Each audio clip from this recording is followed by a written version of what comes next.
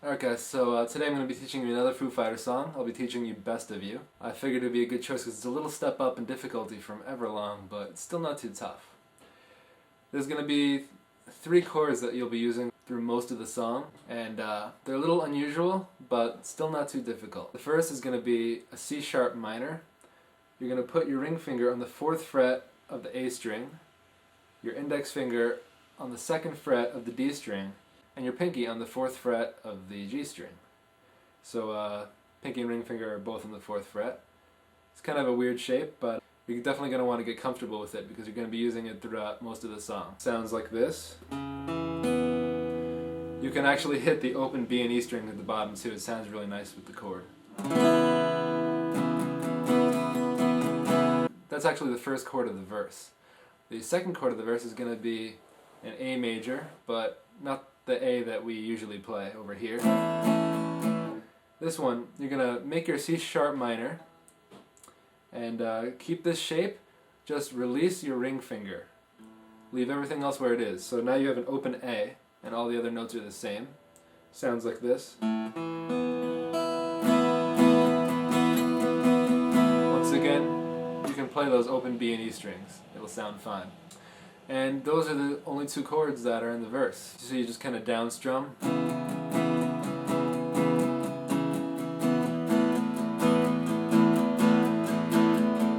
Just alternating between those 2 chords.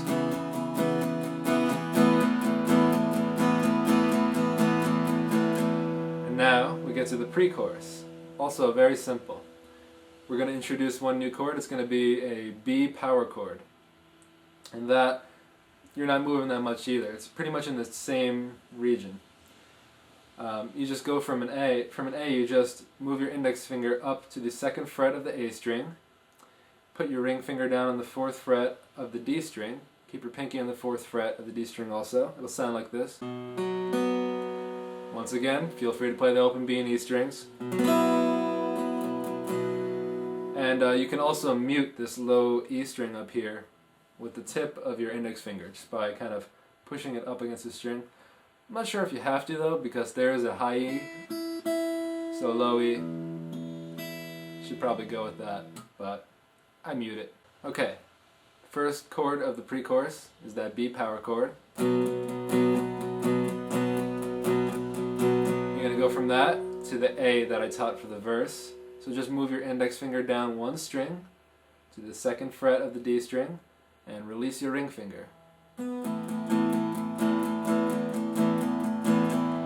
the first pre-chorus, you'll just be doing that once, so it'll be like. And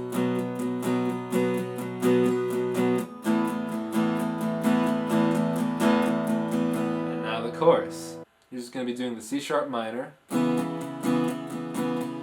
jumping to the B instead of the A this time, so it's the B power chord. Now from this to an A. So altogether the chorus is.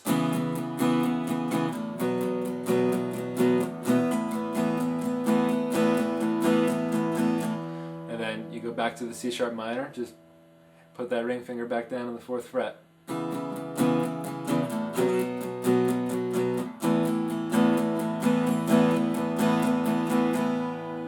Pretty simple. At the end of the chorus, he kind of slows it down a little bit. For the last few measures, he'll do a C sharp minor with the same strumming, but when he gets to the B, he'll hold it out. It'll sound like this. And then when you play the A, you're going to do kind of a classic strumming pattern. That strumming pattern is actually down, down, up, down, up. Real slow, it's down, down, up, down, up. That strumming pattern is actually used in probably 50% of songs that exist. You'll see it in all kinds of songs, like I think it's in that Green Day song, Time of Your Life.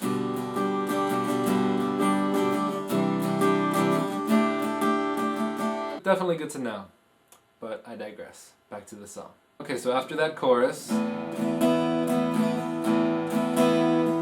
the down strumming picks up again and you're going back to the verse. C sharp minor, A,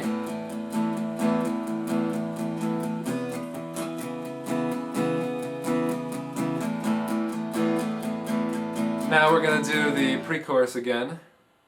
The only difference is this time we don't enter straight into the chorus after that. We actually go back to the verse. So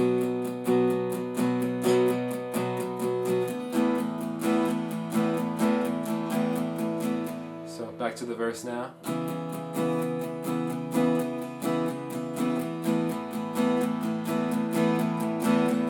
Then after the verse, you're going to go into the chorus again. Now the second chorus just has one difference. He actually throws in another chord, but once again it's close to all the others. You have C sharp minor again, B power chord,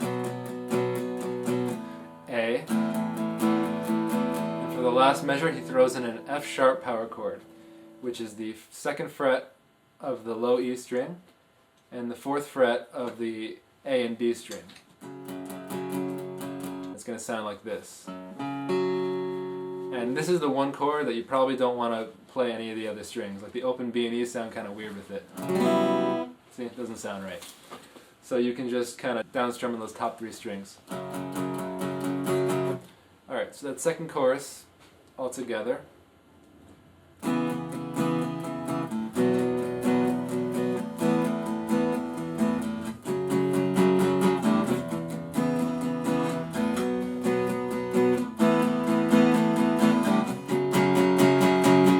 Also, that F sharp power chord is going to be in the remainder of the choruses for the rest of the song, so it's good to know. Alright, next we have probably the most challenging part of the song, the bridge. To people who know the song Everlong, this might sound a little familiar. It's kind of similar to the bridge of Everlong. You're going to have your index finger on the 4th fret of the A string and your ring finger on the 6th fret of the G string.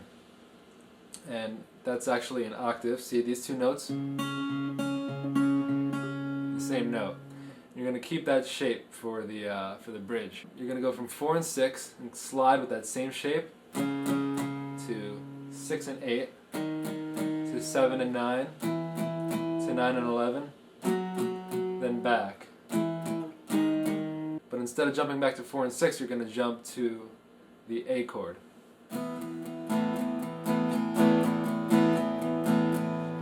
Dave Grohl also introduces kind of a faster strum for that part, which he kind of throws in later on in the song as well, here and there. That strum sounds kind of like this. And that's slow, it's down, down, up, down, down, down, up, down. Just repeat that, down, down, up, down. And the first part of the bridge, done like that, sounds like this.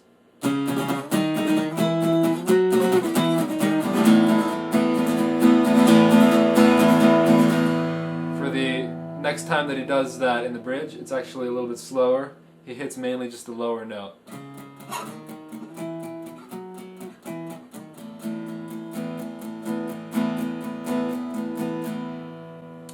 Alright, after the bridge comes that part in the song where the whole audience is singing along, like whoa,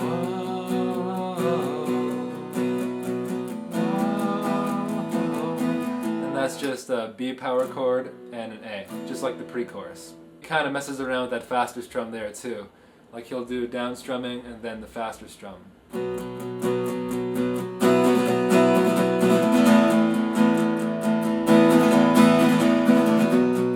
See, down strumming to the fast strum.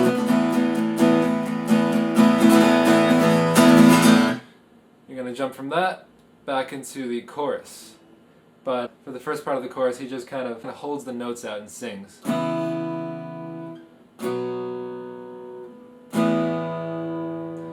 Does that a few times, then it goes back into a normal chorus, and don't forget we have the F sharp power chord in there this time, so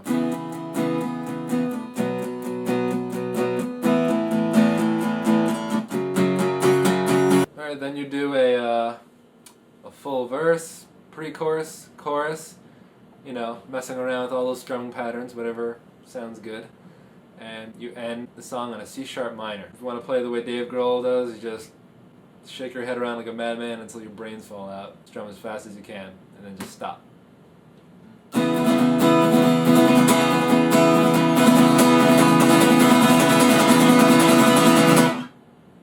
That's pretty much it. Let me know if you guys have any questions or comments. Just write them down there. Peace, guys.